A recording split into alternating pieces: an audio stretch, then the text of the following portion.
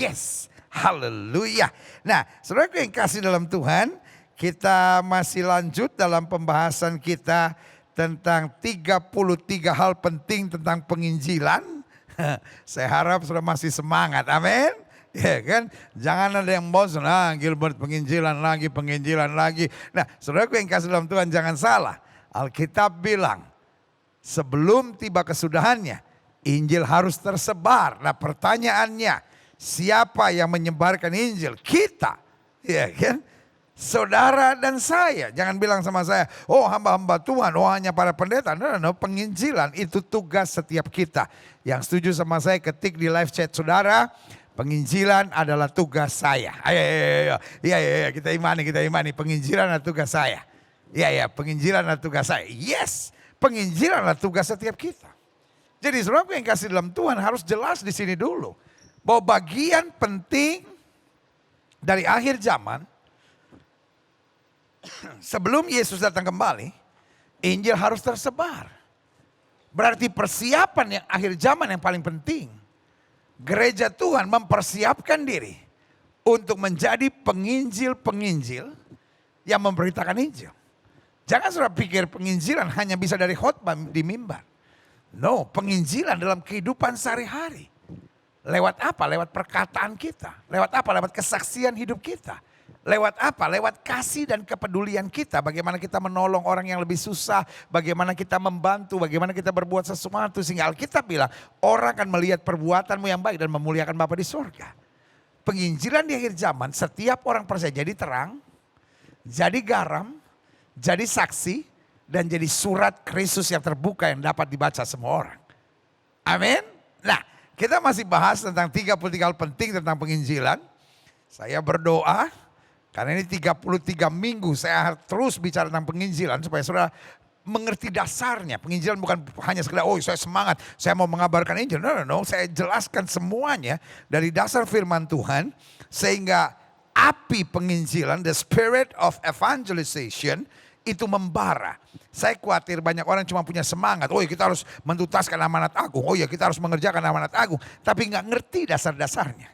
Sehingga akhirnya di tengah penginjilan dia menyakitkan orang. Di tengah penginjilan dia menghakimi. Di tengah penginjilan dia hanya berusaha dengan strateginya, cara manipulasinya untuk menjadikan orang Kristen. Tapi saudaraku yang kasih dalam Tuhan, sekali lagi penginjilan targetnya bukan membawa orang ke gereja. Penginjilan targetnya bukan menjadikan orang beragama Kristen. Tapi targetnya melepaskan orang dari antrian menuju neraka, menuju sorga rumah Bapa yang kekal. Haleluya. Itulah the heart of gospel. Itu adalah hati dari Injil itu sendiri. Ya, klik. Hari ini kita mau bicara, ini kita masuk sudah pada session atau topik yang ke-10. Dan topik ke-10 ini kita mau bicara tentang salah satu tokoh yang paling dekat dengan kita, yaitu Petrus. Karena dia tokoh yang paling sering buat kesalahan. Tokoh yang kadang-kala emosional, kadang-kala melo, saudara-saudara. Iya kan? Yang kadang-kala juga terombang-ambingkan. Tetapi saudara yang kasih dalam Tuhan, satu kali ketika dia sudah dipenuhi dengan Roh Kudus, dia berkhotbah, 3.000 orang diselamatkan. Satu kali dia berjalan, bayangannya terkena orang sakit dan orang sakit disembuhkan. Wow, saudaraku, dari seorang yang lemah, dari seorang yang gampang goyah, dari seorang yang gampang terpengaruh, dari seorang yang gampang kecewa dan putus asa, dipakai Tuhan dengan the spirit of gospel, dengan roh dari Injil untuk melakukan hal yang dahsyat dan luar biasa. Kisah Rasul 2 ayat 14 sampai 19 serta Kisah Rasul 2 ayat 41. Kita mulai lihat dulu Kisah Rasul 2 ayat 14 sampai 19. Maka bangkitlah Petrus berdiri dengan ke-11 rasul itu. Dan dengan suara nyaringnya berkata kepada mereka, "Hei kamu orang Yahudi, dan kamu semua yang tinggal di Yerusalem, ketahuilah dan camkanlah perkataanku ini. Orang-orang ini tidak mabuk seperti yang kamu sangka, karena hari ini baru pukul 9. Tapi inilah yang difirmankan Allah dengan perantara Nabi Yoel. Ayat 17.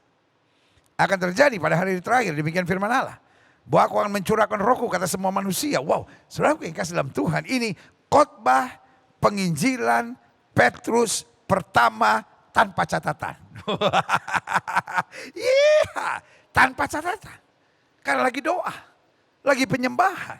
Bukan persiapkan jadwal, saudara, lagi doa, lagi penyembahan. Tiba-tiba mereka dengar ribut-ribut, mereka lihat ke bawah, ada demonstrasi besar-besaran.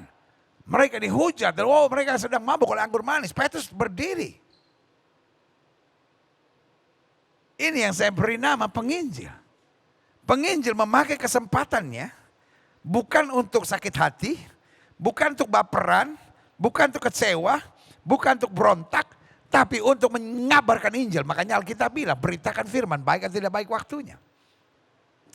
Dan dia bilang akan terjadi pada hari terakhir, demikian firman Allah, bahwa aku akan mencurahkan rohku kata semua manusia. Maka anak-anakmu laki-laki dan perempuan akan bernubuat. Dan teruna-terunamu akan mendapat penglihatan-penglihatan. Dan orang-orangmu yang tua akan mendapat mimpi. Wow, berarti di akhir zaman. Bukan hanya ada hujan pertobatan. Tapi di akhir zaman ada lawatan Roh Kudus dengan karunia-karunia yang luar biasa. Di akhir zaman kita nggak bisa melayani hanya dengan kata-kata yang indah. Dan itu yang dikritik oleh banyak orang pada zaman Yesus ada. Orang-orang Farisi hanya mengajar dengan kata-kata yang indah. Tapi Yesus mengajar dengan kuasa. Saya percaya pelayanan akhir zaman bukan hanya memperdalam doktrin. Doktrin tanpa kuasa. Hanya kata-kata yang mati. Tetapi saya percaya di akhir zaman Tuhan sedang membangkitkan orang-orang percaya yang berakar, doktrinnya bagus. Tetapi kuasa Allah, urapan Roh Kudus, karunia-karunia Allah dinyatakan dalam pelayanannya. Karena di akhir zaman orang pelayanan tanpa kuasa gak akan menembus jantung kekerasan hati manusia. Tapi pada saat pelayanan kita dengan doktrin yang kuat, berakar dengan teguh dalam kebenaran firman Tuhan. Tapi pada saat yang bersamaan hidup dalam kuasa. Karena saya percaya kalau kita tertanamnya dengan betul, buahnya pasti luar biasa. Dan kalau kita tertanamnya pada kebenaran firman, buahnya bukan hanya doktrin bos. Tapi buahnya adalah doktrin yang tepat dengan kuasa Allah yang luar biasa. Makanya Alkitab bilang, dan ini nubuatan. Pada hari terakhir Tuhan akan mencurahkan rohnya kata semua manusia.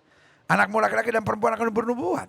Teruna-terunamu akan mendapat penglihatan-penglihatan. Dan orang-orangmu yang tua akan mendapat mimpi. Kalau kita lihat ini, apa hermeneutiknya, apa penafsirannya di balik ini.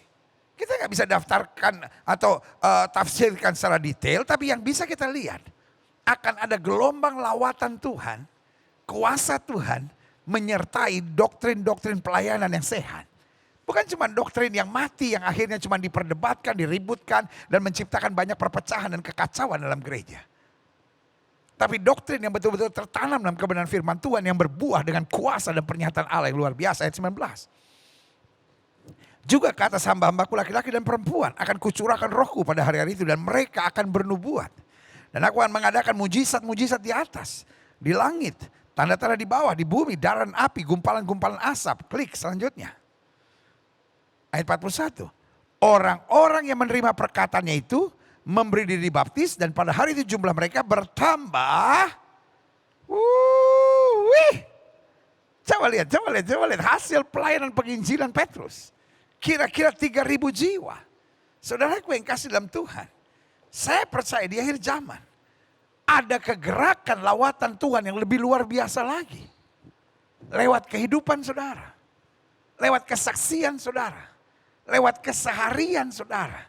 Lewat kasih dan kepedulian saudara dalam kehidupan saudara yang nyata. Akan membuahkan hasil keselamatan jiwa-jiwa yang luar biasa. Sekali lagi. Target penginjilan bukan gereja. Target penginjilan bukan menjadikan orang beragama Kristen. Karena kalau sekadar hanya gereja dan orang Kristen. Menurut saya sudah cukup banyak orang gereja beragama Kristen yang juga ngaco saudara. Udah gak usah ditambah lagi.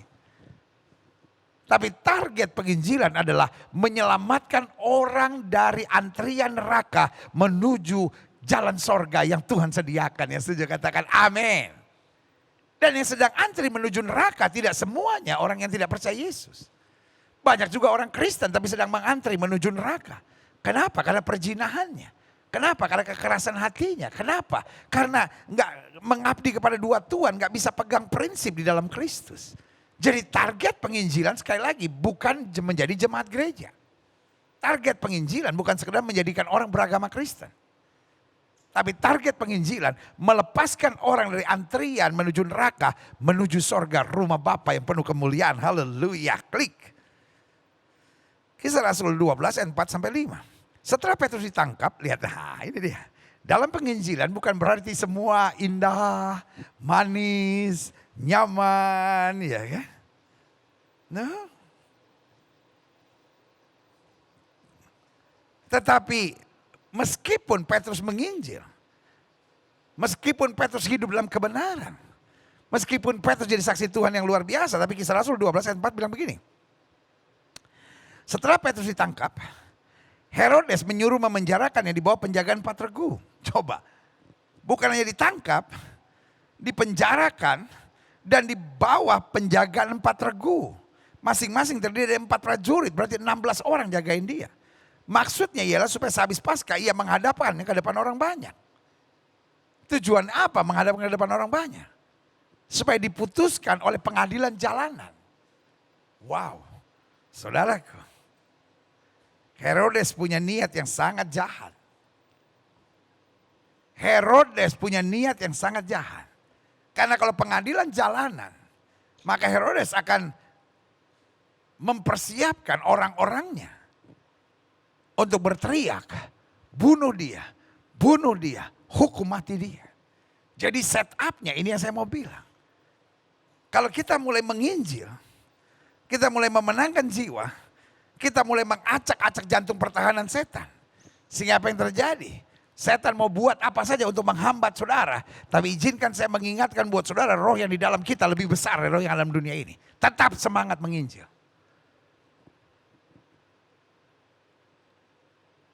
Tidak ada jalan lain. Dalam iman Kristen kita. Kecuali dimanapun kita berada. Kita mengabarkan Injil. Pekabaran Injil bukan sebuah pilihan. Tapi pekabaran Injil adalah sebuah dorongan yang Tuhan taruh dalam hati kita. Karena kita gak tahan melihat orang ke neraka. Makanya Yesus bilang apa? Akulah jalan kebenaran dan hidup. Tidak ada seorang pun sampai kepada Bapa jika tidak melalui aku. Nah, coba lihat.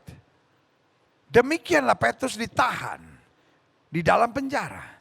Tapi jemaat, perhatikan baik, dengan tekun mendoakannya kepada Allah. Nah, inilah hasil penginjilan. Menjadikan orang-orang yang gak lomek-lomek gitu. Menjadikan orang yang gak cepat menyerah, lemah gitu. Tapi menjadikan orang yang tangguh, kuat di dalam anugerahnya. Makanya tema Natal kita yang lalu bicara tentang resilience. Karena saya percaya Tuhan sedang membangkitkan di akhir zaman. Anak-anak muda yang resilience, rumah tangga yang resilience, anak-anak Tuhan yang resilience bagi kemuliaannya. Klik. Saya pelajari gini. Seorang penginjil tidak boleh gamang dalam tekanan. Namun juga tidak boleh bangga untuk prestasi. Ingat kita hanya hamba. Nah ini dia. Ini yang paling penting untuk disadari oleh hamba-hamba Tuhan. Ini yang paling penting untuk disadari kalau kita mau jadi berkat, mau jadi saksi Tuhan, mau jadi seorang penginjil. Iya kan? Artinya bukan profesinya penginjil, tapi dalam keseharian hidup kita mau mengabarkan Injil. Kita mau jadi ibu rumah tangga yang mengabarkan Injil. Kita mau jadi dokter yang mengabarkan Injil. Kita mau jadi polisi yang mengabarkan Injil. Kita mau jadi tentara yang mengabarkan Injil. Apa itu Injil? Injil dalam bahasa Yunaninya Evangelion. Apa itu Evangelion? Berita baik, kabar sukacita, kabar pengharapan, kabar kepastian. Kenapa kita harus bawa Evangelion? Karena dunia ini penuh dengan kabar celaka, kabar menakutkan, kabar perpecahan, kabar kegaduhan, dan kabar tekanan-tekanan hidup yang menyakitkan. Kita pemberita Injil. Kita pemberi keharapan, memberi pengharapan. Kita memberi jalan keluar, kita memberi semangat. Itulah kabar Injil. Tetapi seorang penginjil tidak boleh gamang dalam tekanan. Gak boleh cepat menyerah, gak boleh putus asa. Gak boleh berkata, oh jangan-jangan ini bukan panggilan saya. Santai saja. Petrus sampai dipenjarakan kok. Dan bukan cuma sampai itu, dipenjarakan di bawah 4 regu. Tapi karena dia tekun, dia taat, dia setia. Keluar tuh tangan Tuhan bela dia. Saulus dan Silas dimasukkan ke dalam penjara, disiksa, menghadapi aniaya. Tapi mereka memuji menyembah Tuhan, tiba-tiba sendi-sendi penjara goyang. Itu yang saya bilang. Seorang penginjil tidak boleh gampang dalam tekanan. Namun juga tidak boleh bangga untuk prestasi. Kadang-kadang ada penginjil-penginjil yang memenangkan jiwa, yang melakukan hal dahsyat, terobosan dahsyat, wah, pelayanan yang makin luar biasa. Oh jadi banggakan prestasi, lihat dong. Akhirnya mulai mengukur. Ini gak dipakai Tuhan. Wah saya lebih luar biasa. Saudara yang kasih dalam Tuhan. Seorang penginjil cuma sadar saya hanya hamba. Kalau ada prestasi bukan untuk saya, untuk kemuliaan Tuhan. Tapi kalau ada badai, saya juga nggak usah kecil hati. Karena Tuhan melakukan perbuatan-perbuatan yang gagah perkasa. Haleluya. Klik. Selanjutnya saya pelajari. Bandingkan Lukas 17 ayat 10. Demikian jugalah kamu.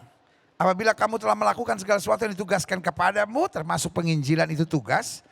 Iya kan? Apabila kamu telah melakukan segala sesuatu yang ditugaskan kepadamu termasuk penginjilan. Hendaklah kamu berkata, kami adalah hamba-hamba yang tidak berguna. Kami hanya melakukan apa yang harus kami sadari. Makanya saya menolak istilah pendeta besar, pendeta kecil. Gereja besar, gereja kecil. Hamba Tuhan hebat, hamba Tuhan biasa. Pendeta kota besar dan pendeta kampung. Saudara yang kasih dalam Tuhan, itu istilah-istilah yang merendahkan panggilan Kristus dalam hidup manusia. Karena pada dasarnya kita hanya hamba. Kita hamba yang tidak berguna. Istilah hamba Tuhan besar, hamba Tuhan kecil itu mengacaukan. Dan itu lahir dari orang-orang yang hatinya gak bersih, saudara-saudara. Karena mungkin dia ada di kampung, jadi mulai, kan gak ada yang mulai dari saya hamba Tuhan besar, gak ada saudara. Selalu mulai dari saya kan hamba Tuhan kampung, tapi kan dia hamba Tuhan kota. Gitu. Saudara yang kasih dalam Tuhan, kenapa sih harus begitu? Kita semua hambanya Tuhan. Yang pilih kita adalah Tuhan, yang panggil kita adalah Tuhan, yang taruh kita di tempat-tempat ini adalah Tuhan. Berarti kalau kita menghina dia besar, dia kecil, berarti kita menyalahkan Tuhan. Sebagai hamba Tuhan saya mau bilang santai aja bro. Siapapun kita hamba Tuhan yang tidak berguna. Kita mau melayani 1000 kepala keluarga dalam pelayanan kita. Itu pun dipercayakan oleh Tuhan. Hanya titipan. Pertanyaannya bukan kita hamba Tuhan besar atau kecil. Kita hamba Tuhan yang setia. Atau kita hamba Tuhan yang jahat, malas dan tidak berguna. Itu aja saudara. Pastikan kita dijumpai Tuhan. Selalu menjadi hamba Tuhan. Yang setia. Yang sukacita. Yang tetap sadar. Semua dan semua terjadi hanya karena anugerahnya. Klik. Saya pelajari selanjutnya. Petrus. Alat teladan yang terbaik buat kita dalam penginjilan. Kenapa? Karena dia yang paling banyak buat kesalahan. Iya kan? Kalau kita bicara tentang Yusuf, wah begitu luar biasa. Kita bicara tentang Maria, luar biasa. Kita bicara tentang Daud, wah luar biasa saudara. Iya kan? Apalagi kalau kita bicara tentang Ayub, wah lebih luar biasa lagi. Tetapi saudaraku, Petrus adalah yang paling buat banyak kesalahan. Bahkan dia pernah menyangkal Yesus, saudara. Dia pernah kembali menangkap ikan, meninggalkan panggilan mula-mulanya. Namun Tuhan dalam kesabarannya, akhirnya dalam quote unquote, sukses mendidik Petrus. Sebagai murid yang dahsyat, penginjil yang tangguh. Dan jawaban saya selalu sederhana. Dan pola pemikiran saya sederhana. Kalau Petrus dapat dipakai Tuhan luar biasa, maka saudara juga bisa. Ketik di live chat saudara, saya juga bisa. Yes, saya juga bisa. Saya juga bisa. Saya juga bisa. Tidak ada orang yang terlalu parah sampai Tuhan gak bisa pakai. Ini pertanyaannya bukan soal bisa atau tidak bisa dipakai Tuhan. Pertanyaannya mau atau tidak mau. Ada banyak orang bilang, pendeta kira-kira orang seperti saya Tuhan bisa pakai gak ya? Bicara tentang pemakaian Tuhan dalam hidup seseorang. Itu bukan soal bisa atau tidak bisa. Soal mau atau tidak mau. Karena Yesus panggil, mari kamu yang letih lesu dan berbeban berat, aku beri kelegaan kepadamu. Waktu kita mau, dia yang memberikan kemampuan. Makanya Paulus bilang apa? Kesanggupan kami adalah pekerjaan Allah. Klik. Saya pelajari selanjutnya. Apa daftar kegagalan-kegagalan Petrus? Nah ini dia, ini menarik ini. Yang pertama, kegagalan untuk menghadirkan mujizat dalam pelayanannya. Coba lihat ayat ini. Matius 15 ayat 15 sampai 17 katanya Tuhan kasihanlah anakku ya sakit ayan dan sangat menderita. Jadi bapak ini anaknya sakit ayan dan sangat menderita. Dan dikatakan simptomnya, gejala-gejalanya ia sering jatuh ke dalam api dan juga sering ke dalam air. Very dangerous. Aku sudah membawa kepada murid-muridmu salah satunya kepada Petrus. Tapi mereka tidak dapat menyembuhkannya. Terjemahan aslinya bilang they don't know nothing. They don't know what to do. Dia bahkan gak tahu apa yang harus dikerjakannya. Maka kata Yesus, hai kamu angkatan yang tidak percaya dan yang sesat. Berapa lama lagi aku harus tinggal di antara kamu? Berapa lama lagi aku harus sabar terhadap kamu? Bawalah anak itu kemari. Lihat saudara yang kasih dalam Tuhan. Petrus dalam pelayanannya gagal. Don't know what to do. Sampai Yesus harus marah berkata, hai kamu angkatan yang tidak percaya dan sesat. Sampai ditegur keras begitu. Karena he doesn't know what to do. Orang seperti ini yang kemudian bisa dipakai Tuhan luar biasa. Wow, I'm so blessed. Lihat selanjutnya. Apalagi daftar kegagalan-kegagalan Petrus. Kegagalan untuk dengar petunjuk Tuhan. Udah gagal dalam menghadirkan mujizat dalam pelayanan, don't know what to do. Gagal juga untuk mendengar petunjuk Tuhan. Padahal justru keberhasilan ada karena apa? Taat pada petunjuk Tuhan. Coba lihat selanjutnya ayat ini. Matius 16 ayat 22. Tapi Petrus menarik Yesus ke samping dan menegur dia. Katanya, Tuhan, kiranya Allah menjauhkan hal itu. Hal itu sekali-kali tak akan menimpa engkau. Waduh. Yesus kembali menegur Petrus. Kenapa dia ditegur? Karena sebelumnya Bapak sudah tahu pengalaman-pengalaman seperti ini akan terjadi. Sebelum Yesus mati di atas kayu salib. Karena itu mereka dibawa ke gunung kemuliaan. Yang sebagian penafsir bilang gunung Tabor, sebagian penafsir bilang gunung Hermon. Tapi intinya Petrus, Yohanes, Yakobus dibawa ke gunung kemuliaan atau yang biasa disebut sebagai the Transfiguration Mountain. Apa yang terjadi? Di situ Yesus berubah rupa. Tiba-tiba ada suara yang berkata, inilah anak yang kukasihi, kepadanya lah aku berkenan. Dengarkanlah dia. Tapi ketika Yesus mau mati, Yesus jelaskan pada murid-muridnya. Anak manusia akan ditangkap. Anak manusia akan disesat, anak manusia akan dianiaya, dan anak manusia akan disalibkan. Petrus tarik tangan Yesus dan bilang, Guru, sekali-kali dijauhkanlah. Hal itu tidak akan menimpamu. Petrus sampai bilang, kau batu sandungan, enyahlah. Enyahlah iblis. Artinya apa? Tanpa kita sadari, iblis gampang merasuk pikiran orang, bahkan yang sudah melayani sekalipun. Sampai kita hanya mengikuti perasaan, mengikuti logika, dan tidak mengikuti tuntunan Tuhan. Salah satunya itu pernah dialami oleh Petrus. Selanjutnya. Lihat ya, ini masih daftar kegagalan-kegagalan Petrus. Kegagalan untuk menghadirkan mujizat dalam pelayanan, don't know what to do. Kegagalan untuk dengar petunjuk Tuhan, hanya ikuti naluri, perasaannya, baperan, logikanya, perhitungan-perhitungan, pengalaman. Oh ini bahaya sekali. Yang ketiga, apalagi kegagalan Petrus. Kegagalan menjadi murid yang tulus malah hitung-hitungan. Waduh. Istilah sekarang bilang udah wani piro nih. Istilahnya udah pelayanan transaksional. Ya kan? Kan sekarang banyak orang kan apa itu namanya relationnya transaksional. Pelayanannya transaksional. Maka istilahnya wani piro. Orang kelihatannya bantu kita. Terus saya dapatnya apa? Ini udah transaksional. Transaksional ada di mana-mana. Dalam nama Yesus itu terjadi dalam diri anak-anak Tuhan. Saya berdoa kita anak-anak Tuhan masih tulus saudara. Apapun yang kita perbuat kita melakukannya seperti untuk Tuhan. Tolonglah orang dengan tulus, bantulah orang dengan tulus. Berkat bukan dari orang yang kita bantu, berkat itu datangnya dari Tuhan saudara. Tuhan bisa pakai siapa saja. Amin. Saudara yang di dunia kepemerintahan, jemaat Tuhan yang polisi, jemaat Tuhan yang tentara, jemaat Tuhan yang pengacara, jemaat Tuhan yang hakim, yang jaksa. Jemaat Tuhan yang pegawai negeri, jemaat Tuhan dimanapun Tuhan tempatkan. Bantulah orang dengan tulus. Bantulah orang dengan tulus. Tahun ini akan menjadi tahun yang dahsyat kalau kita belajar membantu orang dengan tulus. Jangan jiwa transaksional. Buat saya itu jiwa yang kerdil. Buat saya itu jiwa yang keji, saudara. Karena apapun yang dia kerjakan, yang dia pikirkan bagaimana saya mendapat untung dan mendapat kenyamanan. Coba kita lihat selanjutnya apa yang terjadi dengan Petrus. Matius 19 ayat 27. Lalu Petrus menjawab dan berkata kepada Yesus, kami ini telah meninggalkan segala sesuatu dan mengikut engkau. Jadi apakah yang akan kami peroleh? Oh my God. Folks. 3,5 tahun belajar dari Yesus. Ujung-ujungnya hanya menjadikan pelayan-pelayan Tuhan yang transaksional. Saya mengetuk hati pelayan-pelayan Tuhan. Lulusan sekolah-sekolah teologi yang hari ini memakai gelar STH, memakai gelar SPAK, Sarjana Pendidikan Agama Kristen, Memakai gelar sarjana filsafat, teologi, whatever namanya. Master teologi. Bahkan doktor teologi.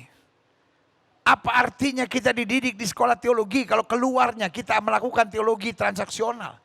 Pelayan-pelayan yang transaksional. Yang hitung-hitungannya hanya hitung-hitungan logika semata. Wah begini rugi dong. Saya kan sekolahnya begini terus begini. Wah rugi dong. Saya melayani di situ rugi dong. Kalau kita bisa melayani Tuhan itu sudah untung. Kalau kita bisa hidup sebagaimana kita hidup itu untung. Bayangkan Petrus mulai menjalankan pelayanan transaksional. Kami telah meninggalkan segala sesuatu dan mengikuti Engkau. Jadi apakah yang kami peroleh? Saya berdoa dalam nama Yesus. Tidak ada seorang istri yang berpikir transaksional seperti itu. Saya sebagai istri pendeta udah korban. Terus untung saya apa? Kalau mau cari untung dagang onde-onde. Dagang onde-onde di depan masjid, saudara. Setiap Jumat dapat untung nanti. Dosa, saudara. Jual sate babi di depan gereja. Iya kan? Pak, jangan jadi suami transaksional. Saya sebagai suami kan udah buat begini, terus untung saya apa? Jangan jadi karyawan transaksional. Jangan jadi pegawai negeri yang transaksional. Jangan jadi politisi yang transaksional. Saya udah berjuang di partai saya, terus untung saya apa? Dalam nama Yesus, untung kita melakukan hal-hal yang tidak menguntungkan. Karena berkat kita datang dari Tuhan Yesus. Kita lihat ini bagian dari kegagalan Petrus. Klik. Lihat ya kegagalan pertama. Kegagalan untuk menghadirkan mujizat dalam pelayanan. Because he doesn't know what to do. Yang kedua. Kegagalan untuk dengar petunjuk Tuhan. Dia cuma ikuti nalurinya, perasaannya, logikanya, hitung-hitungannya. Yang ketiga. Kegagalan menjadi murid yang tulus. Dia malah hitung-hitungan, transaksional saudara. Selanjutnya yang keempat. Kegagalan untuk bertahan dan setia di tengah tantangan. Waduh. Pada panggilan pelayanan harus bertahan. Ku kan berdiri di tengah badai. Dengan kekuatan yang kau berikan. Sampai kapanpun ku kan bertahan. Karena Yesus selalu menopang hidupku. Itu. Bu, bertahan. Adik-adik muda, bertahan. Hamba-hamba Tuhan bertahan. Orang yang bertahan sampai kesudahan itu yang akan beroleh selamatnya. Haleluya. Coba lihat ayatnya. Lukas 22 ayat 57. Tetapi Petrus menyangkal katanya, bukan. Aku tidak kenal dia. Ngeri saudara. Yesus lagi menghadapi trial. Yesus sedang menghadapi pencobaan yang berat untuk naikkan kayu salib. Seorang datang kepada dia dan berkata, kau pasti muridnya. Dia bilang, I don't know him. Aku tidak kenal dia. Seorang berkata, dia juga bersama-sama dia dari utara. Aku tidak kenal. Tiba-tiba seorang hamba berkata, dari bahasamu nampak engkau pasti muridnya. Petrus bersumpah dan mengutuk dan berkata, I don't know him. Petrus menyangkal 3 kali. Baru ayam berkokok. Baru Petrus menyesal, what did I do?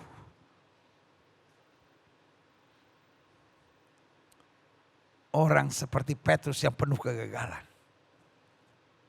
masih bisa dipakai oleh Tuhan. Makanya selalu saya bilang failure isn't final. Kegagalan bukan akhir. Tapi kegagalan harus menjadi pelajaran dan cambuk buat kita. Saya tidak boleh bodoh. Saya tidak boleh mengulangi. Tapi saya punya Tuhan yang penuh kasih, rahmat dan kesetiaan. Haleluya. Selanjutnya klik. Wah menarik ini. Saya mau sudah ngerti betul. Betapa orang kayak Petrus it's not a target. Gak bisa dipakai oleh Tuhan. Tapi saudaraku yang kasih dalam Tuhan. Tuhan gak mencari orang yang sempurna.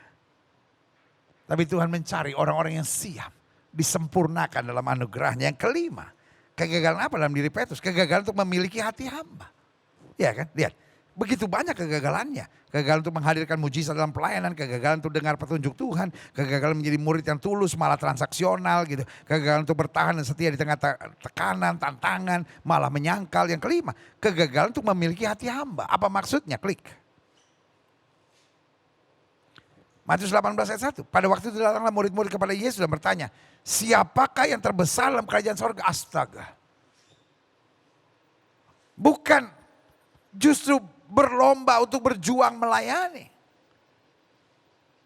Tapi sibuk berkompetisi. Siapakah yang terbesar? Hamba tidak mencari yang terbesar. Hamba berpikir apalagi yang dapat saya kerjakan. Salah satu tantangan dalam dunia pelayanan. Orang sedang kehilangan hati hamba hari-hari ini. Orang punya hati bos. Hamba tidak tersinggung, yang tersinggung itu bos. Yang tersinggung biasanya kalau nggak bos, politisi. Iya kan? Karena punya politik-politik tertentu. Nah ini strategi-strategi G2 katanya. Nggak bisa.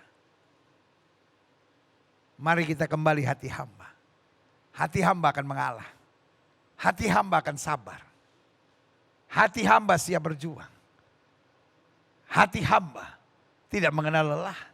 Dan hati hamba selalu punya kerinduan untuk berbuat yang terbaik bagi dia, sang raja yang luar biasa. Haleluya. Selanjutnya, wow. Yang keenam, apalagi kegagalan Petrus. Kegagalan untuk mengandalkan Tuhan saja.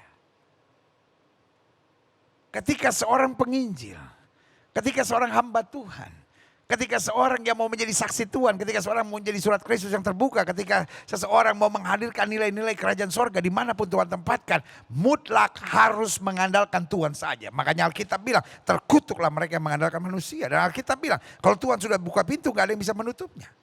Kalau Tuhan sudah tutup pintu gak ada yang bisa membukanya. Berarti kita harus mengandalkan Tuhan saja. Karena Alkitab jelas bilang dalam kitab Yeremia, diberkatilah orang yang mengandalkan Tuhan. Klik. Yohanes 18 ayat 10 sampai 11. Lalu Simon Petrus yang membawa pedang, astaga. Orang mau doa kok di Taman Getsemani. Malah dia bawa pedang karena dia dengar ini Yesus akan dikhianati nih. Wah, dia nggak bisa mengandalkan Tuhan. Dia mulai mengandalkan logika, kekuatan, perhitungan. Wah, kalau gitu saya harus bawa pedang. Lalu dia menghunus pedang itu, menetakkannya kepada hamba imam besar dan memutuskan telinga kanannya. Nama hamba itu Malkus. Lihat saudaraku. Hati-hati kita melayani Tuhan. Tanpa strategi Tuhan. Tapi mulai pakai cara-cara kita sendiri. Perhitungan-perhitungan kita, logika-logika kita.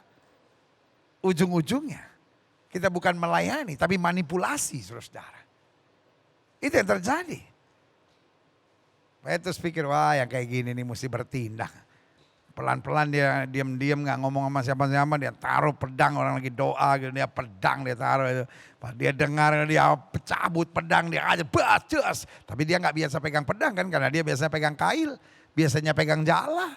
Dia penjala ikan gak biasa pegang pedang. Pegang pedang agak gemeter loh. Ya kan tadinya dia rencana mau belah tengah. Tuh.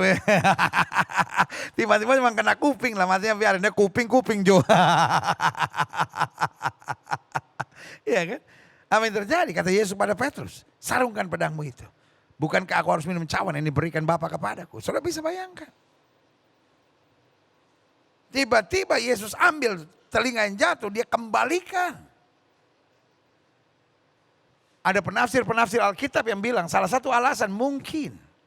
Kenapa Petrus menyangkal Yesus? Karena sakit hati. Kenapa Petrus akhirnya tinggalkan Yesus dan akhirnya kembali menangkap ikan di Galilea? Karena dia sakit hati. Kecewa. Saya mau belain dia. Susah-susah saya putusin telinganya. Disambung lagi. Lihat, Petrus sudah gak bisa mengandalkan Tuhan saja. Sekeras apapun hidup ini. Karena kita tahu Tuhan yang pilih kita, Tuhan yang panggil kita, Tuhan yang tetapkan kita. Apapun yang terjadi, mari kita andalkan Tuhan saja dan kita tidak mungkin dipermalukan. Lihat selanjutnya, klik. Yang ketujuh. Gak cukup cuma 6, ada 7 kegagalan Petrus. Yaitu kegagalan untuk mengkoreksi diri. Coba lihat ayatnya. Matius 26 ayat 33, Petrus menjawabnya. Biarpun mereka semua tergoncang imannya karena engkau, aku sekali-kali tidak. Wah, ini yang saya bilang kelewatan dan kebangatan saudara. Ada banyak orang itu hidupnya itu kelewatan dan kebangetan saudara. Mungkin sudah menatap saya dan berkata apa maksudnya pada kelewatan dan kebangetan. Yesus bilang, semua akan tergoncang imannya karena aku. Kan harus dia mengkoreksi diri. Wah Tuhan berarti aku harus mendekat. Atau tanya sama Yesus, what should I do? Atau bilang sama Yesus, doakan aku. Atau masuk kamar banyak berdoa, mulai menggali kebenaran firman Tuhan untuk mendapat kekuatan iman. Tapi apa yang terjadi? Dia gagal mengkoreksi diri. Dia merasa, oh semua boleh tergoncang. I will not. Aku sekali-kali tidak. Waduh, ini yang bahaya. Ini namanya OC. Tahu OC? Overconfidence. Merasa diri, wah saya pasti bisa, saya pasti begini, saya pasti begini. Saudaraku, Be'esrat Hashem. Atas kehendak Tuhan. Kita itu bisa ada sebagaimana ada karena Tuhan. Kita bisa sanggup karena Tuhan, kita bisa kuat karena Tuhan, kita bisa menang karena Tuhan, kita bisa tegak karena Tuhan, kita masih bisa tak bersuka cita karena Tuhan yang melakukan perkara-perkara dahsyat. Haleluya. Lihat ya, minimal ada 7 kegagalan Petrus. Tapi 7 kegagalan Petrus tidak bisa menghancurkan rencana Allah yang indah dalam hidupnya. Dan hari ini saya mau bilang sama saudara, kegagalan-kegagalan saudara sebesar apapun, sebanyak apapun, sehebat apapun, tidak akan pernah bisa merusak rancangan Allah yang indah, dahsyat dan luar biasa dalam hidupmu. Yang setuju katakan amin. Yang setuju sama saya ketik di live chat. Rancangan Allah yang besar dalam hidupku tidak bisa dirusak oleh kegagalan-kegagalanku. Rancangan Allah yang besar dalam hidupku tidak bisa dirusak oleh kegagalan-kegagalan dalam hidupku. Yes. Wow. Wow. Wow. I'm proud of you. Saudara yang ketik live chat. Wow, luar biasa. Tanamkan dalam rohmu.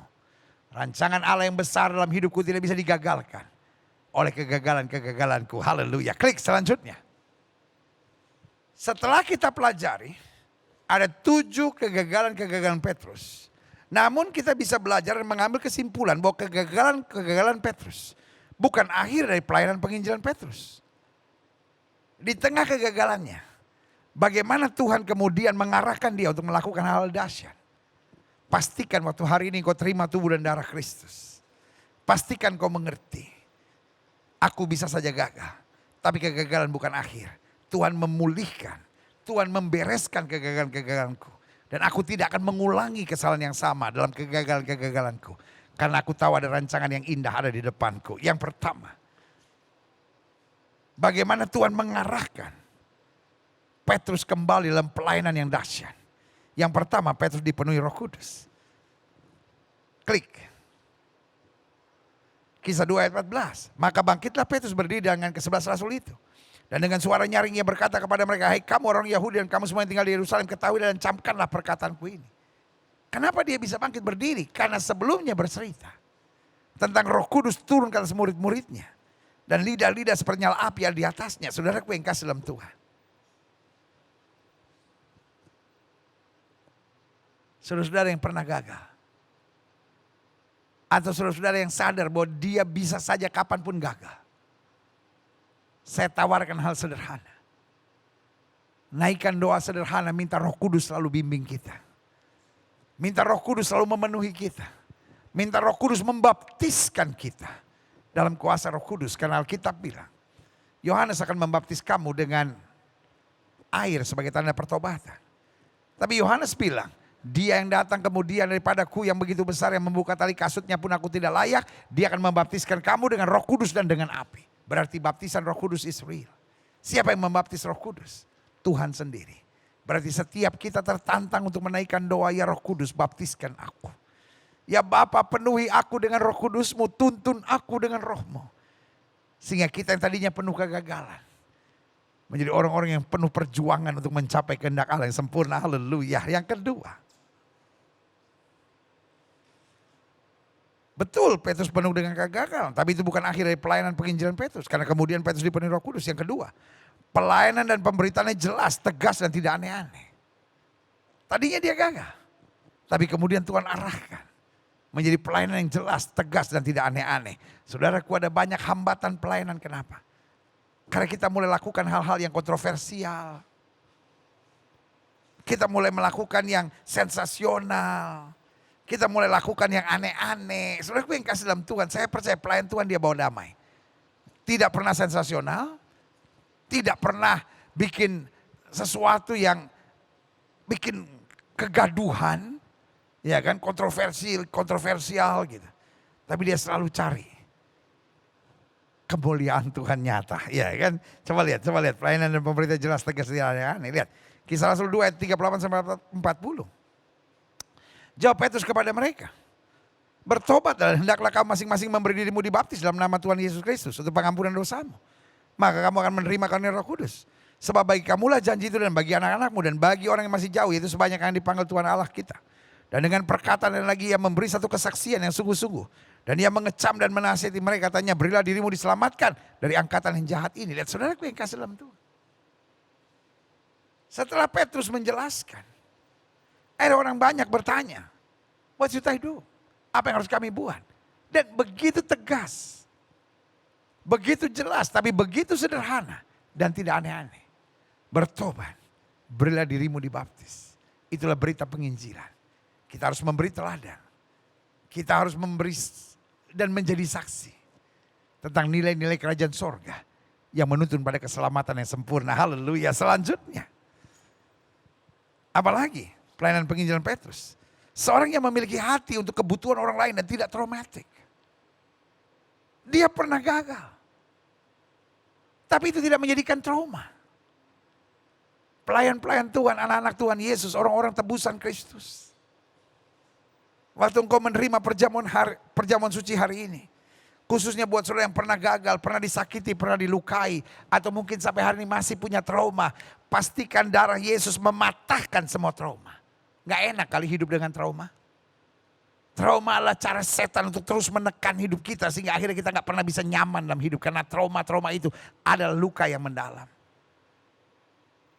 Tetapi pelayanan Petrus meskipun pernah gagal, tapi dipulihkan Tuhan dengan membebaskan diri dari trauma. Sehingga pelayanannya penuh dengan hati untuk kebutuhan orang lain. Coba lihat selanjutnya. Ayat firman Tuhan ini. Kisah Rasul 3 ayat 1 sampai 6. Pada satu hari menjelang waktu sembahyang, yaitu pukul 3 petang, naiklah Petrus dan Yohanes ke bait Allah. Di situ ada seorang laki-laki yang lumpuh sejak lahirnya sehingga ia harus diusung. Tiap-tiap hari orang itu diletakkan dekat pintu gerbang bait Allah yang bernama Gerbang Indah. Atau yang sekarang namanya Golden Gate, untuk meminta sedekah kepada orang yang masuk dalam bait Allah. Ketika orang itu melihat bahwa Petrus dan Yohanes hendak masuk ke bait Allah, ia meminta sedekah. Normal di zaman itu. Coba lihat ayat yang keempat. Mereka menatap dia dan Petrus berkata, lihatlah kepada kami. Lalu orang itu menatap mereka dan dengan harapan akan mendapat sesuatu dari mereka. Tapi Petrus berkata, silver and gold have I none. Emas dan perak tidak ada padaku, tapi apa yang kupunyai kuberikan kepadamu demi nama Yesus Kristus orang Nazaret. Berjalanlah. Lihat saudara, ini yang saya bilang pelayanan punya hati. Dia bisa aja lewat orang minta sedekah, belaga acu aja, buang muka, selesai saudara. Tapi ini pelayanan yang Kristus sedang bangkitkan di akhir zaman. Orang-orang yang melayani bukan dengan otaknya, bukan dengan targetnya, tapi melayani dengan hati untuk kebutuhan orang lain. Padahal dia pernah doa buat orang waktu itu dan don't know what to do. Dia gak trauma. Dia gak bilang, oh panggilan saya bukan kesembuhan, panggilan saya cuma khotbah. No. Setiap orang punya panggilan untuk berbuat sesuatu buat orang yang sedang membutuhkan sesuatu. Stop berdebat tentang pelayanan kesembuhan itu perlu atau tidak. Stop berdebat. Karena intinya, setiap anak-anak Tuhan harus mengulurkan tangan dan berbuat sesuatu bagi orang yang membutuhkan. Saya berdoa, waktu kita menerima perjamuan suci hari ini, hati kita digetarkan untuk selalu berbuat sesuatu, peduli dengan kebutuhan orang lain. Klik. Kita lihat selanjutnya. Apa yang terjadi dalam pelayanan penginjilan Petrus? Dia tidak memilih kompromi dan cari aman. Tadinya, dia kompromi dan cari aman. Tapi waktu Tuhan ubah kehidupannya, pelayanan penginjilan Petrus menjadi pelayanan penginjilan yang tidak memilih kompromi dan cari aman. Ya, yang pertama, pelayanan penginjilan Petrus penuh dengan Roh Kudus. Yang kedua, pelayanan dan pemberitaan yang jelas, tegas, tidak aneh-aneh, tidak kontroversi, tidak cari sensasi. Tidak cari keributan-keributan, tapi terus bawa damai, tidak menciptakan kegaduhan-kegaduhan. Yang ketiga, seorang yang memiliki hati untuk kebutuhan orang lain, tidak traumatik, tapi jalan terus sesuai dengan talenta dan karunia yang Tuhan percayakan. Yang keempat, tidak memilih kompromi dan cari aman seperti sebelumnya. Tapi sekarang melayani dengan kuasa Allah. Coba lihat sini ayatnya. Saya sengaja kasih banyak ayat ya, supaya saudara bisa betul-betul menggali kebenaran tentang penginjilan ini. Kisah Rasul 4 ayat 19 sampai 20, tapi Petrus dan Yohanes menjawab mereka, silahkan kamu putuskan sendiri manakah yang benar di hadapan Allah. Taat kepada kamu atau taat kepada Allah. Sebab tidak mungkin bagi kami untuk tidak berkata-kata tentang apa yang telah kami lihat dan yang telah kami dengar. Wah, luar biasa. Ini bukan seorang hamba biasa yang bilang, kamu harus berhenti mengajar demi nama ini. Tapi ini mahkamah agama. Petrus dan Yohanes diperhadapkan pada mahkamah agama. Dia berdiri dan dia bilang, silahkan Tuhan putuskan sendiri. Haruskah kami lebih taat kepada manusia daripada kepada Allah? Kalau sudah baca selanjutnya dia bilang apa? Kami akan tetap mengajar demi nama itu. Sebab di bawah kolong langit ini tidak ada nama lain yang orangnya manusia selamat kecuali dalam nama Yesus. Yes, ini yang saya bilang, pelayanan penginjilan di akhir zaman. Jangan jadi pengecut. Jangan kompromi. Jangan cuma cari tempat aman. Tapi belajar pastikan kita melakukan yang Tuhan kehendaki. Selanjutnya, wow, indah ini. Saya senang menggali sampai saudara betul-betul ngerti apa itu penginjilan Petrus. Tidak mencari muka. Itu ciri penginjilan Petrus, tidak mencari muka. Tidak menjadi penjilan. Tidak menggadaikan kebenaran demi kenyamanan. Atau karena gak enak sama orang. Jaga perasaan orang. Lu betul. Menjadi penginjilnya Kristus harus jadi berkat. Tetapi kalau kita ada di masa harus memilih. Apakah menyampaikan kebenaran atau gak enak sama orang. Kita tetap bertindak pada kebenaran. Coba lihat firman ini, luar biasa ini. Ya kan? Kisah 5 ayat 3. Tetapi Petrus berkata, Ananias, mengapa hatimu dikuasai iblis? Sehingga engkau mendustai Roh Kudus dan menahan sebagian dari hasil penjual tanah itu. Wow. Walaupun dia mengenal Ananias dengan baik, Ananias dan Safira. Tapi saudaraku yang kasih dalam Tuhan. Ketika Ananias berbuat salah, dia jelas berkata, Ananias, kenapa hatimu dikuasai oleh iblis? Dia gak kasar, tapi dia tegas. Dia jelas. Dia tidak menjadi penjilat. Dia tidak berusaha menyenangkan hati semua orang. Dia bukan merasa, tapi kan gak enak. Kan dia juga udah nyumbang. Enggak. Dia menyatakan kebenaran. Yang kata Alkitab, benar adalah benar, salah adalah salah. Setiap penginjil harus belajar dari itu. Karena kita mau jadi berkat. Pastikan kita bukan penjilat. Selanjutnya. Wow. Pelayanan tidak milih-milih. Bahaya kalau orang melayani tapi pelayanannya milih-milih saudara. Cuma cari orang kaya aja. Cuma cari orang yang baik sama dia. Cuma cari orang yang sesuku sama dia. Wah baik, parah ini parah. Coba lihat, coba kita belajar dari sini. Tentang penginjilan Petrus ini. Kisah 10 ayat 34 sampai 35. Lalu mulailah Petrus berbicara katanya. Sesungguhnya aku telah mengerti bahwa Allah tidak membedakan orang. Setiap orang dari bangsa manapun yang takut akan dia dan yang mengamalkan kebenaran berkenan kepadanya. Wow luar biasa. Sebagai hamba Allah. Sebagai rekan dalam Tuhan. Sebagai sahabat dalam kasih Kristus. Jangan sampai kau melayani milih-milih. Dimuntahkan oleh Tuhan. Karena Tuhan adalah Allah yang tidak membedak-bedakan. Jangan rasis. Jangan diskriminatif. Jangan hanya memikirkan daging dan keuntungan. Dimanapun Tuhan perintahkan. Di situ kita melakukan yang terbaik. Haleluya. Selanjutnya. Namun kegagalan Petrus bukan akhir dari pelayanan penginjilan Petrus. Pelayanan seperti apa yang kemudian Tuhan bangkitkan dalam hidup Petrus. Yang ketujuh, berani keluar dari aturan adat dan istiadat. Wow saudaraku, ini luar biasa. Dia bukan seorang yang ikut arus. Dia seorang yang berani melawan arus. Untuk menyatakan kebenaran dan kemuliaan Tuhan. Coba lihat ayat ini. Kisah 10 ayat 13 sampai 15. Kedengaranlah olehnya satu suara yang berkata, bangunlah hai Petrus, sembelih dan makanlah. Tapi Petrus menjawab, tidak Tuhan, tidak. Sebab aku belum pernah makan sesuatu yang haram dan yang tidak tahir. Kedengaran pula untuk kedua kalinya suara yang berkata kepadanya, apa yang dinyatakan halal oleh Allah, tidak boleh engkau nyatakan haram. Saudaraku, akhirnya Petrus membaptis Kornelius. Dia berani menolak adat istiadat yang tidak sesuai dengan kebenaran. Kalau orang tanya kenapa orang Kristen sekarang makan babi. Padahal kan Alkitab bilang perjanjian lama tidak boleh makan babi. Karena apa yang dinyatakan halal oleh Allah tidak boleh kau nyatakan haram. Anak Tuhan bukan berarti melanggar adat. Anak Tuhan tetap tahu adat. Tapi dia bisa membedakan. Mana adat yang menjadi identifikasi hidupnya untuk menjadi berkat. Atau mana adat yang berhubungan dengan kuasa kegelapan, setan-setan. Dan akhirnya roh-roh nenek moyang. Segala adat istiadat, dengar baik. Segala adat istiadat yang berhubungan dengan roh nenek moyang. Roh-roh orang mati. membelenggu kita pada roh-roh kegelapan, harus kita lepaskan dalam nama Yesus. Iya dong. Adat istiadat yang membawa kita pada hal duniawi, harus kita lepaskan. Adat istiadat yang tidak membangun, harus kita lepaskan. Iya dong, kalau adat istiadat kita boleh kawin lagi, apa segala macam, harus kita lepaskan. Boleh berzina, harus kita lepaskan. Tapi adat istiadat yang menjadikan kita berkat, ini boleh kita pertahankan. Karena anak Tuhan bukan budak dari adat, tapi anak-anak Tuhan beradat bagi kemuliaan kerajaan sorga. Haleluya. Selanjutnya, klik. Wow, saya gali ini menarik sekali buat saya. Saya mendapat pelajaran yang luar biasa. Yang ke-8, dia tidak tergila-gila dengan pujian dan penghormatan. Wah, ini pelayanan kayak gini harus penting. Karena banyak orang setelah diberkati Tuhan dan berhasil, akhirnya tanpa tersadar, jadi akhirnya makang puji. Orang Manado bilang, wah cari-cari pujian ya kan. Coba lihat ayat ini. Kisah 10 ayat 25 sampai 26. Ketika Petrus masuk, datanglah Kornelius menyambutnya dan sambil tersungkur di depan kakinya yang menyembah Petrus. Tapi Petrus menegakkan dia, katanya, bangunlah, aku hanya manusia saja. Disembah oleh Kornelius. Kornelius pada orang hebat, menyembah saudara Kornelius. Tapi dia nggak tergila-gila dengan hormat. Hati-hati. Jangan sampai pelayanan kita menjadi pelayanan yang gila hormat. Jangan sampai pelayanan kita hanya mencari puji-pujian manusia. Karena Alkitab ajarkan kalau kita hanya mencari kesukaan manusia, kita bukan hamba Kristus. Selanjutnya, wow luar biasa. Saya bahagia Tuhan singkapkan buat saya hal-hal tentang kegagalan Petrus. Tapi juga nilai-nilai yang luar biasa dari pelayanan Petrus. Coba lihat. Yang ke-9, tetap santai.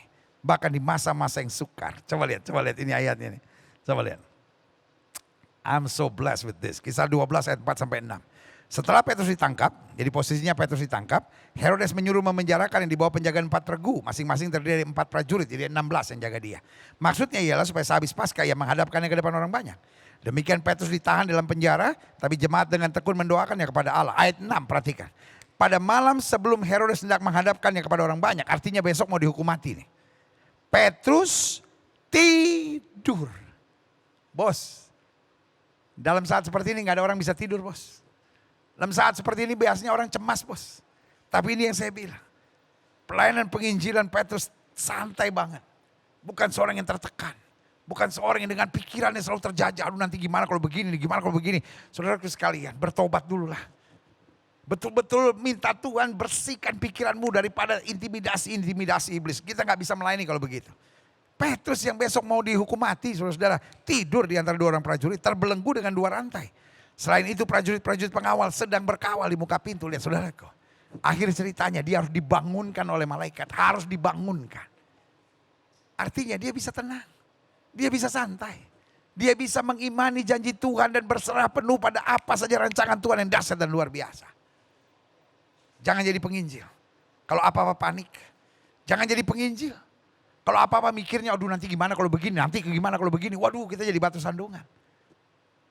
Tapi seorang yang mau menginjil, seorang yang mau melayani, seorang yang mau menjadi berkat, pastikan dia tenang. Karena dia percaya perlindungan Tuhan yang luar biasa. Yang terakhir, saya pelajari. Nilai pelajaran Petrus, nilai pelayanan penginjilan Petrus. Seorang yang dewasa dalam menguasai diri, ini paling penting. Karena Alkitab bilang orang yang tidak menguasai diri seperti kota yang roboh temboknya. Coba lihat ayat ini. Wow, saya undang pemain musik maju ke depan. Galatia 2 ayat 14. Tetapi waktu kulihat bahwa kelakuan mereka tidak sesuai dengan kebenaran Injil, aku berkata kepada Kefas di hadapan mereka semua, jika engkau seorang Yahudi hidup secara kafir dan bukan secara Yahudi, bagaimana engkau dapat memaksa saudara-saudara yang tidak bersunan untuk hidup secara Yahudi? Wow, ini luar biasa saudara-saudara. Makanya yang ke-10 ini, saya percaya setiap pelayan-pelayan Tuhan harus miliki kedewasaan seperti ini. Jangan jadi seorang yang hanya mau disukai orang, disenangi orang. Tapi pastikan dia seorang dewasa dalam menguasai diri. Ada yang dia tegur, tapi tidak liar. Ada yang dia nyatakan kesalahannya, tapi tidak dengan kebencian dan kedendaman. Dia butuhkan kedewasaan. Dan sebagai penutup, saya mau ingat, akhirnya Petrus dihukum mati. Di Roma di bawah Kaisar Nero. Disalib dengan kepala di bawah, kaki di atas. Di sekitar tahun 64 Masehi. Saudaraku yang kasih dalam Tuhan, itu adalah situasi yang sangat menakutkan. Dia harus disalib di bawah perintah Kaisar Nero. Tapi dia bilang, aku tidak layak mati seagung guruku. Sehingga dia minta kepala di bawah, kaki di atas. Orang yang penuh dengan kegagalan, akhirnya hidup dengan penginjilan yang penuh kemuliaan. Kalau Petrus bisa, setiap saudara juga bisa. Setiap mata terpejam, setiap kepala tertunduk, setiap hati terangkat di hadapan Tuhan. Aku punya Tuhan yang besar. Haleluya. Aku punya Tuhan yang besar, yang telah berjanji dan sanggup menggenapi imanku, bersepakat percaya kuasanya. Ku terima sekarang kemenangan darimu. Musik main dengan sangat lembut. Masing-masing kita menyadari kita punya Tuhan yang besar. Semua mata terpejam, setiap kepala tertunduk, setiap hati terangkat pada Tuhan. Inilah waktunya untuk kita menyadari Petrus punya begitu banyak kelemahan. Petrus punya begitu banyak kegagalan dan kekurangan. Tetapi Roh Kudus memenuhi Petrus. Petrus diubahkan Tuhan dengan caranya yang ajaib. Dan pelayanan penginjilannya sungguh menjadi teladan luar biasa yang perlu kita pelajari sampai hari ini. Sehingga kita menjadi orang-orang yang dewasa. Kita menjadi orang-orang yang tidak penjilan. Kita menjadi orang-orang yang tenang dan menguasai diri. Kita menjadi orang-orang yang tetap memandang Tuhan apapun yang terjadi. Kita tetap menjadi orang-orang yang tidak kompromi, tetapi berjalan dalam kebenaran dan takut akan Tuhan. Jika itu doamu, taruh tangan kananmu di dada. Ingat, kita hanya hamba yang hanya bergantung penuh pada Tuhan. Kegagalan bukan akhirnya segala-galanya. Engkau yang pernah gagal, ingatlah, rancangan Tuhan itu indah atas hidup kita. Dan tidak bisa dirusak oleh kegagalan-kegagalan kita. Jika itu doamu, taruh tangan kananmu di dada. Setiap saudara yang didoakan, yang taruh tangan kanan saudara di dada, sebelum kita menerima tubuh dan darah Kristus, pastikan kita berserah penuh dan kita berdoa. Bapa terima kasih. Bapa terima kasih. Bapa terima kasih. Hari ini firman-Mu ya dan amin. Lihat setiap mereka yang taruh tangan kanannya di dada. Karena hari ini kami mengerti, kegagalan bukan akhirnya segala-galanya. Kami mungkin pernah gagal, tapi kami mau bangkit. Kami mungkin pernah gagal, tapi Tuhan lepaskan kami dari ikatan belenggu kegagalan ini. Arahkan kami pada rencana Tuhan yang sempurna. Dan mulai hari ini kami belajar dari pola pelayanan penginjilan Petrus. Sehingga kami hidup dalam jalan Tuhan. Kami berkenan kepada Tuhan. Kami menjadi orang yang tidak kontroversial. Kami menjadi orang yang tidak sensasional. Kami tidak jadi orang yang menciptakan kegaduhan-kegaduhan. Tetapi benar-benar berakar dalam kebenaran firman. Sehingga berbuah dalam kemuliaan Tuhan. Terima kasih Bapa. Terima kasih. Lihat setiap mereka yang taruh tangan kanannya di dada. Biarlah api penginjilan itu terus menyala dalam hati kami. Sehingga dimanapun kami berada kami jadi teladan. Dimanapun kami berada kami jadi berkat. Dimanapun kami berada kami membawa damai. Dimanapun kami berada kami memunculkan kebenaran kemuliaan Tuhan. Dengan nilai-nilai kerajaan sorga yang nyata dan sangat jelas. Kami tidak mau kompromi. Kami tidak mau jadi batu sandungan. Kami tidak mau mempermalukan nama Tuhan. Tapi biar kami senantiasa memuliakan nama Tuhan. Terima kasih Bapa. Terima kasih. Jamahan Tuhan atas kami. Bahkan yang sakit Tuhan sembuhkan, yang lemah Tuhan kuatkan. Dan kami percaya betul waktu kami menerima tubuh dan darah Kristus, sesuatu yang baik Tuhan mau nyatakan. Persiapkan roti, persiapkan anggur, persiapkan roh, jiwa, tubuh kita untuk masuk dalam perjamuan suci. Di rumah masing-masing, pastikan tubuh dan darahnya mengarahkan kita masuk dalam kuasa dan kemuliaannya. Tubuhmu terpecah. Haleluya. Tubuhmu terpecah menyelamatkanku dari semua kutuk dosaku. Darah-Mu tercurah menyelamatkanku dari semua kuasa kegelapan. Tubuh-Mu terpecah menyelamatkanku dari semua kutuk dosaku. Darah-Mu tercurah melepaskanku dari semua kuasa kegelapan. Amin. Haleluya. Ku terima kasih-Mu Amin. Haleluya. dan kuasa-Mu dalam persekutuan dengan tubuh-Mu. Ku terima janji-Mu, mujizat-Mu dalam perjanjian dengan darah-Mu. Haleluya. Pastikan kita siap dengan tubuh dan darah Kristus. Dan kita percaya bahwa anugerahnya akan tercurah dalam kehidupan kita. Demikian firman Tuhan. Bukankah cawan pengucapan syukur yang atasnya kita ucapkan syukur adalah persekutuan dengan darah Kristus? Jika kita setuju sama-sama kita katakan amin.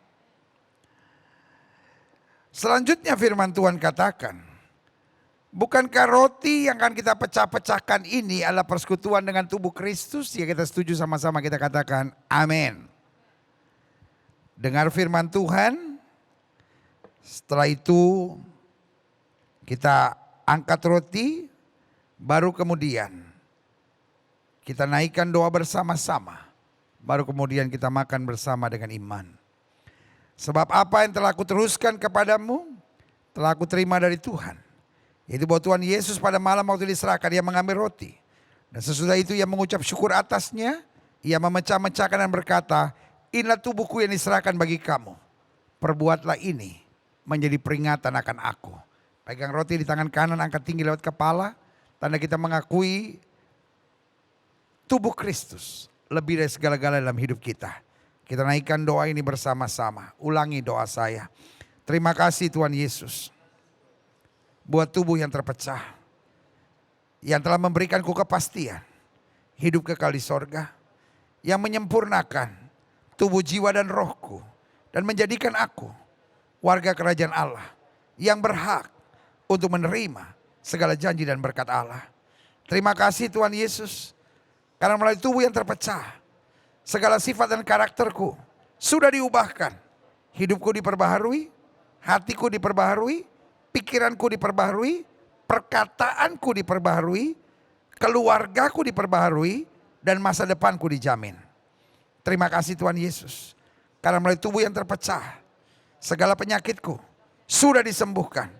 Aku tidak akan terkena kanker, tidak akan terkena tumor, tidak akan terkena COVID, bebas dari leukemia, tidak akan pendarahan, bebas dari stroke, tidak akan terbaring di gawat darurat, tidak akan terbaring di ICU. Jantungku sehat, paru-paruku sehat, dari ujung kepala sampai ujung kaki, semua sehat. Bahkan segala kutuk penyakit, segala penderitaan sudah diselesaikan di atas kayu salib. Terima kasih Tuhan Yesus. Karena melalui tubuh yang terpecah, aku bebas dari segala malapetaka, mara bahaya, niat orang jahat, serta kecelakaan. Terima kasih Tuhan Yesus.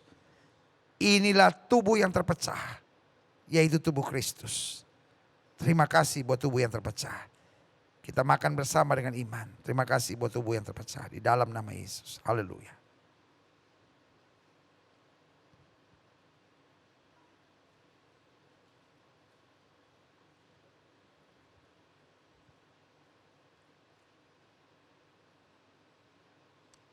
Haleluya.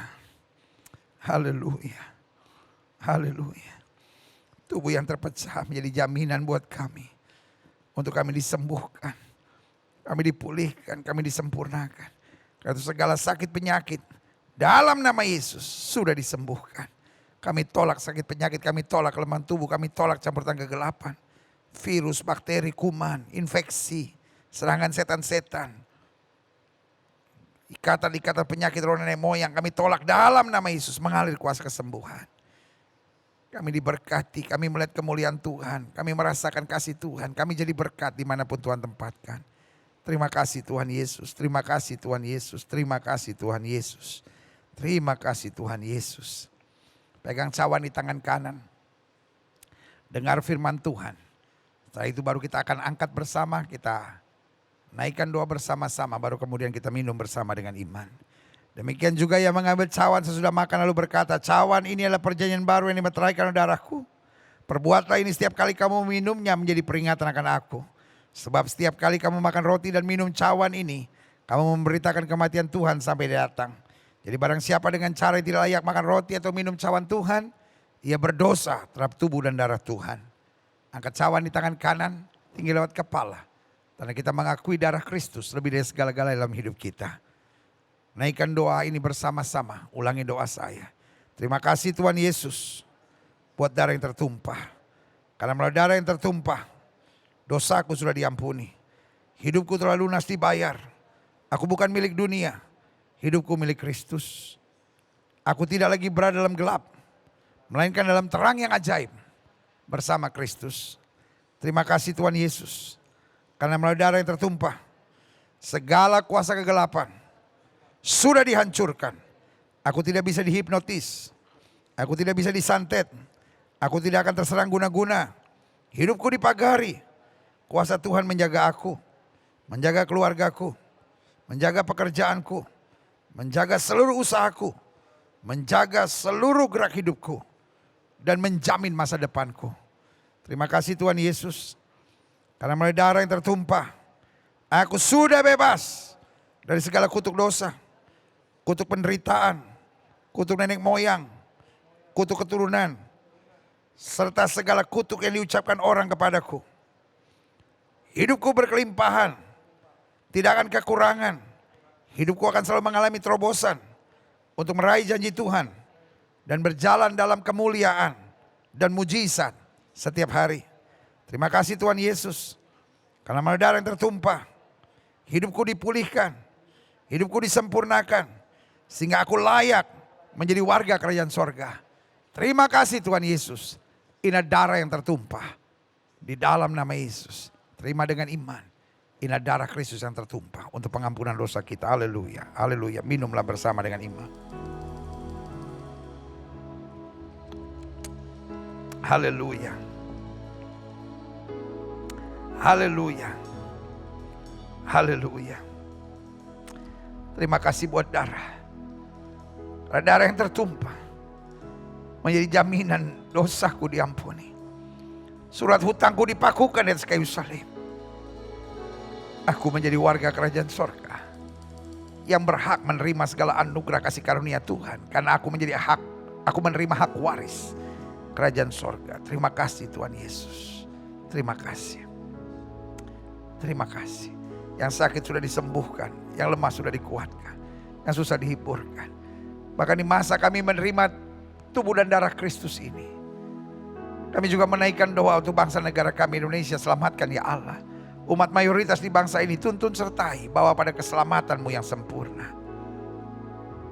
Bapak Presiden, Wakil Presiden, para menteri, pejabat di pusat dan di daerah, para gubernur, para wali kota, para bupati, anggota DPR RI, DPRD tingkat 1, DPRD tingkat 2, DPD, polisi, tentara, Kapolri, dan Panglima TNI.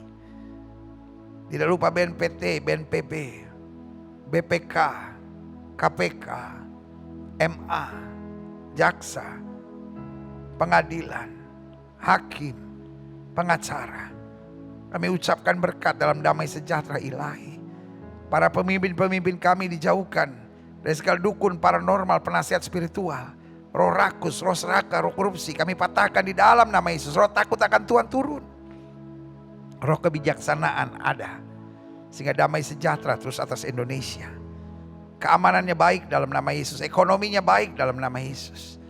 Hasil bumi, hasil tambang, semua baik. Kegaduhan-kegaduhan di bangsa ini kami tolak, kami patahkan dalam nama Yesus. Gerak-gerak mafia yang mau mencari keuntungan di tengah penderitaan kami tolak di dalam nama Yesus. Jamah para mafia-mafia keji ini Tuhan. Untuk bertobat. Dan disingkirkan dari pusat kekuasaan. Terima kasih Tuhan. Dokter, suster, bruder, tenaga kesehatan. Tuhan jaga terus. Sehingga bangsa ini selalu sehat. Dan terjaga dari segala hal-hal yang buruk.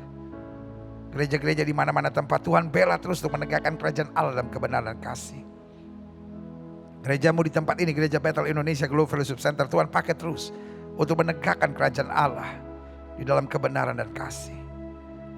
Dan akhirnya firman yang sudah kami dengar hari ini tentang penginjilan Petrus mengarahkan kami untuk selalu tidak fokus pada masa lalu yang berisi kegagalan, kekurangan, kelemahan kami. Tetapi selalu terfokus pada rencana Allah yang dahsyat yang tidak bisa dirusak oleh kegagalan-kegagalan masa lalu kami itu.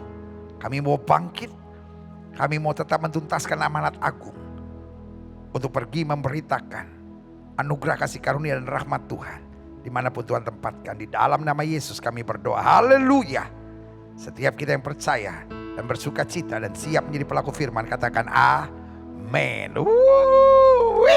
Haleluya. Wow.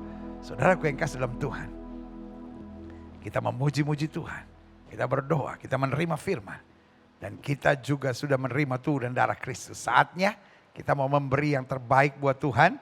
Saudara-saudara yang mau mengembalikan perpuluhan milik Allah, saudara-saudara yang memberikan persembahan dengan sukacita, saudara-saudara yang mau memberikan persembahan misi, persembahan penginjilan, persembahan pelayanan, pastikan saudara lakukan yang terbaik, karena persembahan tidak diwajibkan. Tetapi buat setiap kita yang sudah dewasa, sudah mengerti kebenaran, kita pastikan kita memberi yang terbaik. Kita berdoa, Bapa, meskipun persembahan tidak diwajibkan, tetapi buat kami adalah sukacita dan kebanggaan tersendiri bahwa kami boleh berbuat sesuatu untuk Tuhan dan kerajaannya. Karena itu kami mau memberi yang terbaik. Kami tidak mau menghina Tuhan dengan memberi yang sembarangan dan seenaknya. Kami mau memberi yang terbaik dan kami tahu berkat Tuhan berkelimpahan dalam hidup kami. Dijauhkan dari kami belalang pengerip, belalang pindahan, belalang pelompat. Diperintahkan kepada kami berkat Tuhan yang luar biasa. Sehingga bukan hanya kami diberkati, tapi anak cucu kami tidak akan meminta-minta roti, bahkan perkasa di muka bumi. Mereka yang mengelola persembahan ini kami doakan. Sehingga Tuhan arahkan untuk perluasan kerajaan Allah, untuk keselamatan jiwa-jiwa, untuk pekerjaan Tuhan. Bahkan agar menopang hamba-hamba Tuhan untuk dapat melayani yang terbaik bagi kemuliaan Tuhan. Kami siap memberi yang terbaik.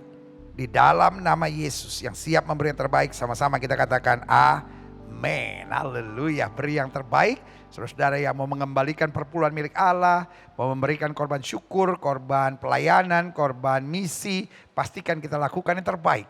Karena syarat untuk memberi sukacita dan sukarela, maka Tuhan membalas berlipat kali ganda. Haleluya. Bersama dengan saudara memberi, saya mengajak saudara untuk mengikuti Church Update gereja kita, apa yang akan terjadi seminggu depan, dan Ministry Update, apa yang terjadi seminggu kemarin. Dan saya akan kembali untuk doa berkat, doa penutup, dan doa pengutusan.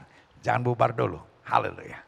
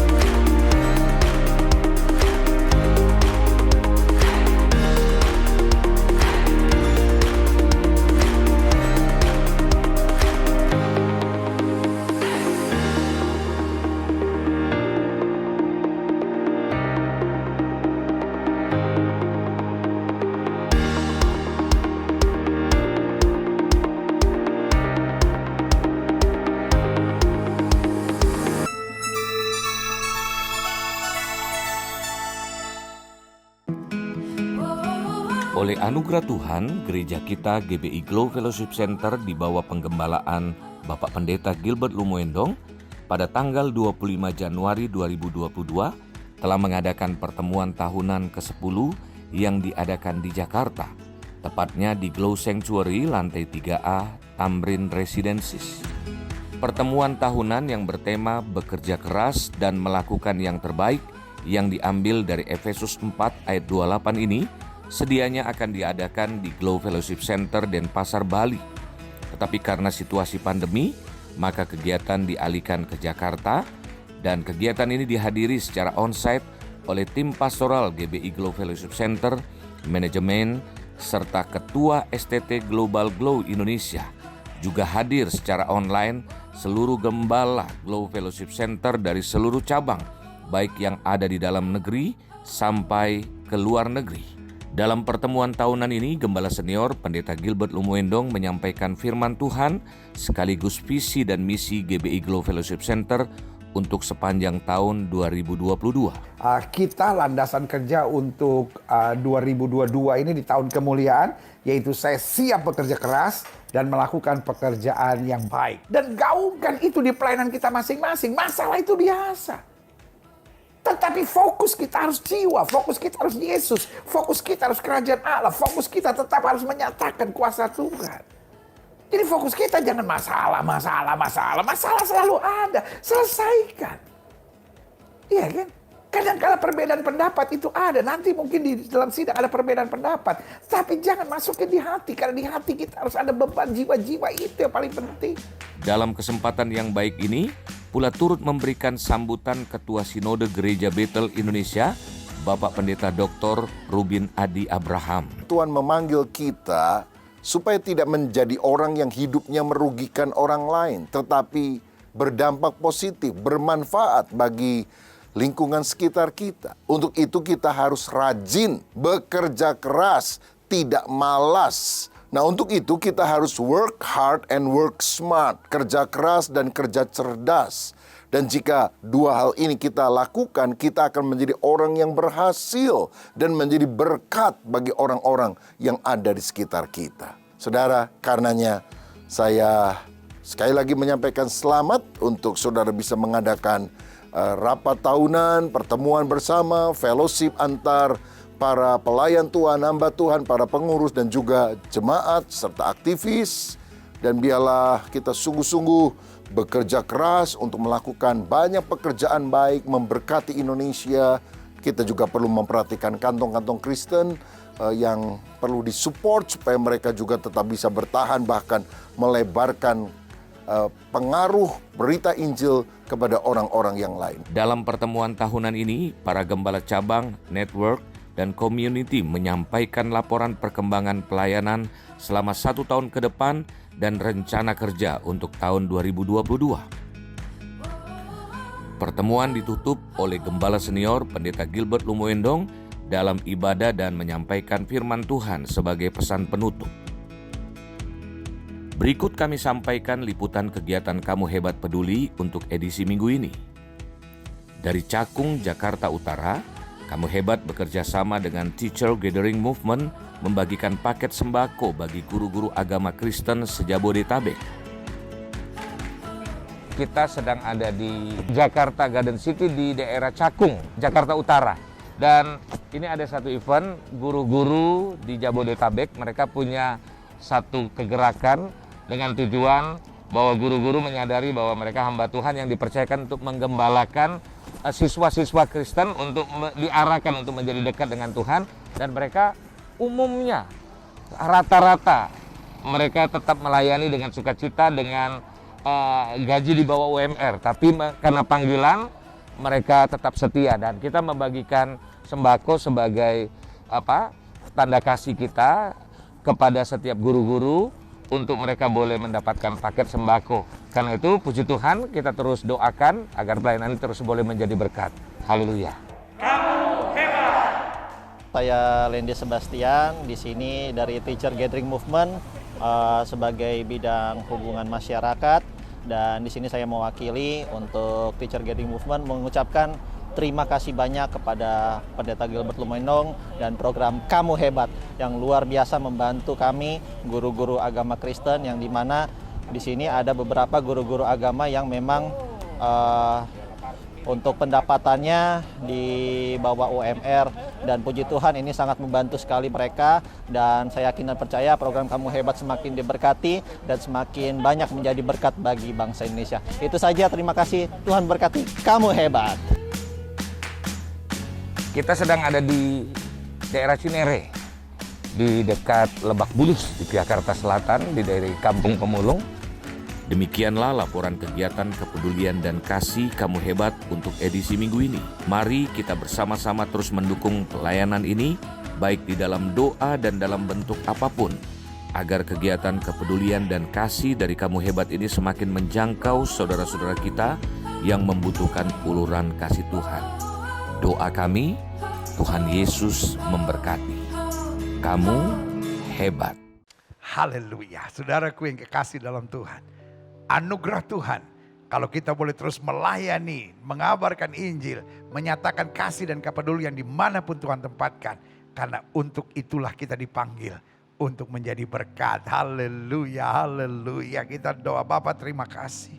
Terima kasih, terima kasih. Kami adalah orang-orang yang beruntung, yang boleh menerima Kristus, boleh mengenal Kristus, boleh terus didewasakan oleh Kristus dan mengalami lawatan Kristus yang luar biasa. Karena itu dimanapun kami ada, kami mau jadi berkat.